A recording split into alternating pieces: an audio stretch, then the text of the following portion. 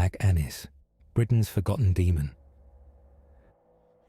The wind howled through the trees, a sound like a distant wail carried across the hills.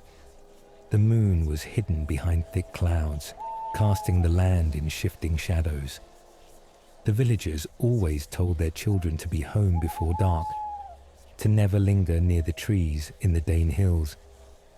But not everyone listened. 2 children, William and his little brother Thomas, wandered too far from the safety of their home. The night was cold, their breath visible in the air as they made their way through the wooded hills. Then, a low, guttural growl broke the silence. Like an animal, but somehow wrong. William's pulse quickened as he scanned the darkness, and then they saw her.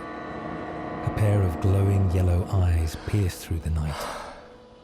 Her blue, leathery skin gleamed in the dim light, stretched tight over a gaunt, skeletal frame. And her claws, long, jagged iron talons, scraped against the bark of an old oak. She let out a sound, part snarl, part laugh. The stories were true. Black Anis was real, and she had found them. William grabbed Thomas's hand, whispering for him to run. They sprinted through the trees, the boy's small fingers clinging desperately to his brother's. But it was not enough. A sharp cry split the air. William felt Thomas's grip wrenched from his hand.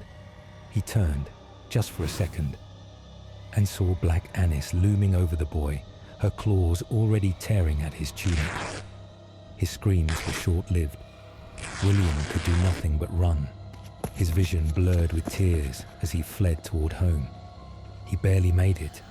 He slammed the door shut, bolted the locks, and collapsed. For a moment, there was silence. Then a single scratch at the window, a whispered laugh beyond the glass. And then, nothing. The next morning, the villagers found deep claw marks across the wooden shutters. But that wasn't the worst part.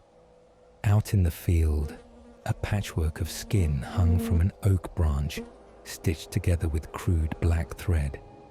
And at the very center, they recognized the fabric of Thomas's tunic. Black Anis had claimed him.